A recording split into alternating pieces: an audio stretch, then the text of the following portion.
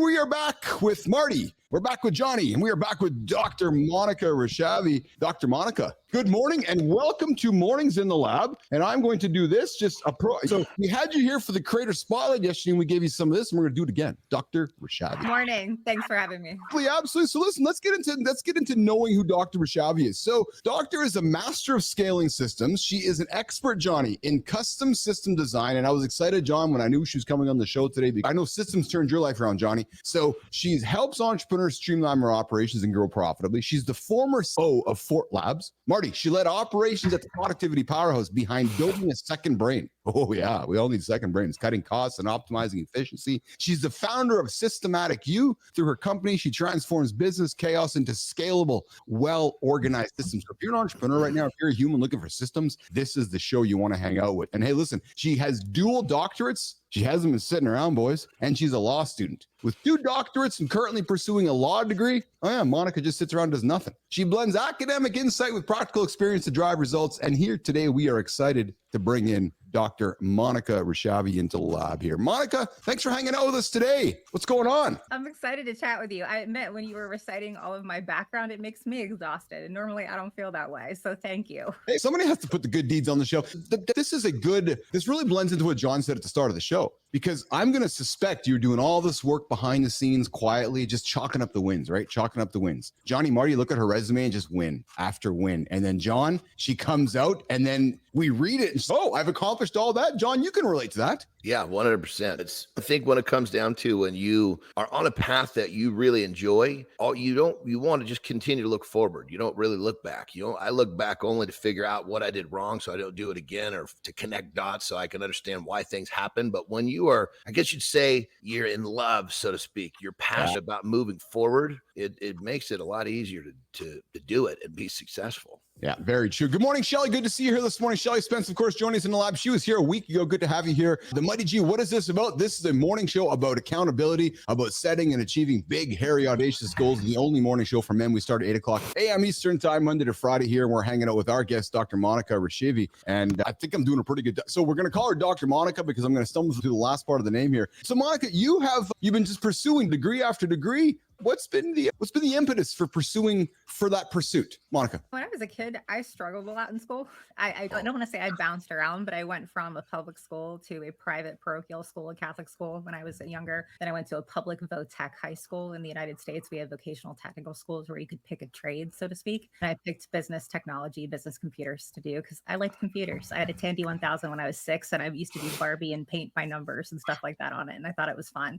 But school wasn't the easiest for me. And around my junior year of high school, I remember thinking, I don't even know if I can go to college. My grades are awful. They were not very good. I was excellent at athletics, band, friends, hanging out, not going to class in terms of excelling. And then I had an opportunity to go to college early. I was actually participating as an anchor for a local television show called Homework Television on cable. And I loved it. Teleprompter, lights, camera, the whole 9 yards. And then they gave me a free class in college. I went to that. And I remember at the end of that summer, so this is 20 years ago, saying, I don't want to go back to my senior year. Can I just go to college? And I was crazy. First of all, I think I had 2 point something GPA. Second of all, I just don't want to go back. And long story short, I convinced the local community college to let me be their first dual enrollment student. And I went to college instead of high school. I went back one day a week to prove I actually went to college, to the high school. And then that's went on from there. And it was systems and processes so I could schedule out degrees. I finished my dual MBAs when I was 20 or 21 because scheduling things back to back.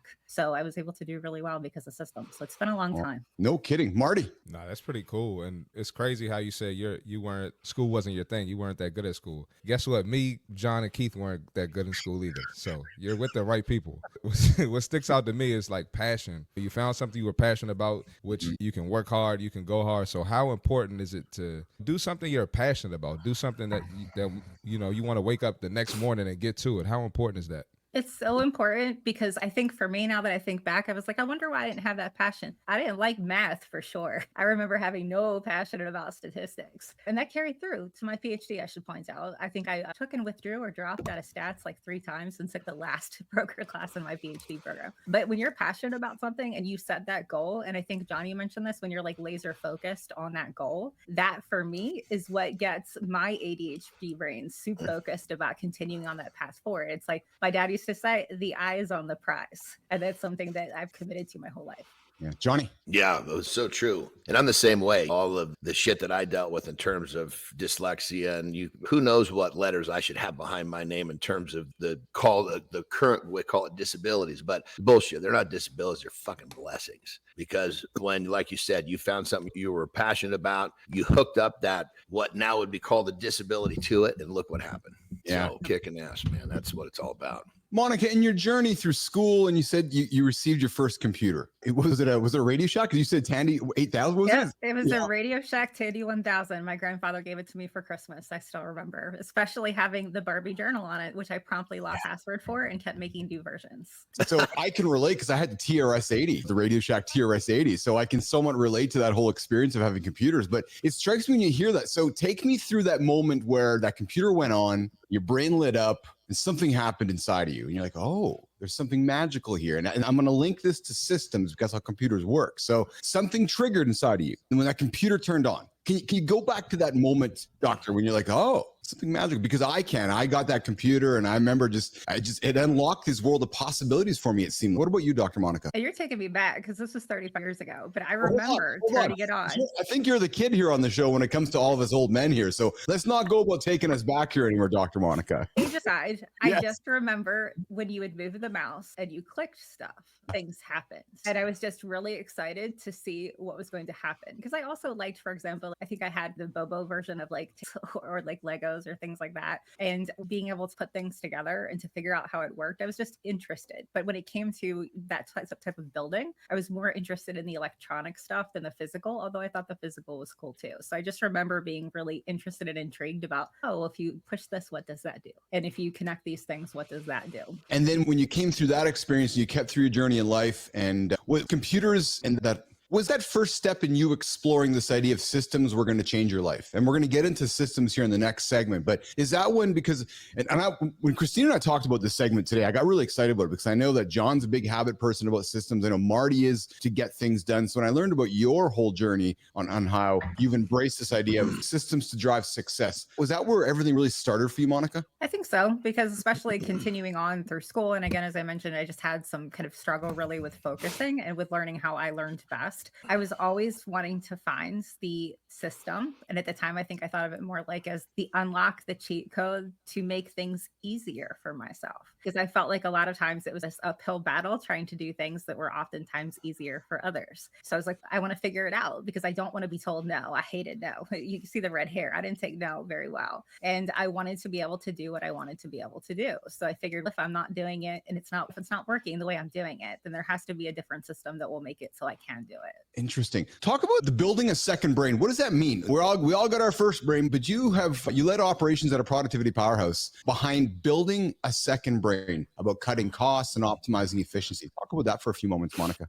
Sure. Building a second brain is Tiago Forte, is the CEO and founder of Forte Labs, his methodology. And it's a methodology that teaches people how to do a lot of things around the world of productivity, but mainly around the world of personal knowledge management, or PKM. And PKM is this fancy term that I think unless you're in the bubble of the productivity or the PKM community, it's not very common in that sense. But essentially it means all that information that we're bombarded with every day. And I know that, let's say amongst our age group, we can remember that 20 years ago, it wasn't like this between YouTube, Twitter, all the different things. It wasn't there. So if you imagine we have all of that, people have families, they have work, they have all the things that they're trying to manage. So building a second brain really helps people figure out how to take all that stuff and not try to keep it in your first brain, but put it into a digital solution. And it's a digital solution of your choice. It's an app agnostic system. So whether you use Notion, Obsidian, Roam, all sorts of different tools that you could check out to do that, you can use that system to help you organize your information and help you just live life better, more fun, and more productively. That's awesome. Talking my language, man. Yeah, Monica, what do you do to take care of yourself outside of the desk, outside of the office? We live a lifestyle of being business athletes, taking care of our human and putting those principles. Take care of yourself first. As Johnny says, put your oxygen mask on first before you put on somebody else. When you get up to start your day, Monica, what drives you forward besides the work side of things? Talk about the personal side of Monica and what gets you going. So I will admit I'm learning to love exercise. And I think that might align with some folks. I've had a love-hate relationship with especially like fitness and weight and things related to that my whole life. But I've always enjoyed being active. I like to go out. I like to do different things in terms of hiking or going to the gym and that sort of thing. My husband and I joined our local gym. We go to Edge Fitness because we didn't do the whole gym thing during at home. Now we're doing the challenge together. And so he has a trainer, I have a trainer. We're doing all kinds of things together. It's a lot of fun. But there's long and short of it is I love to work.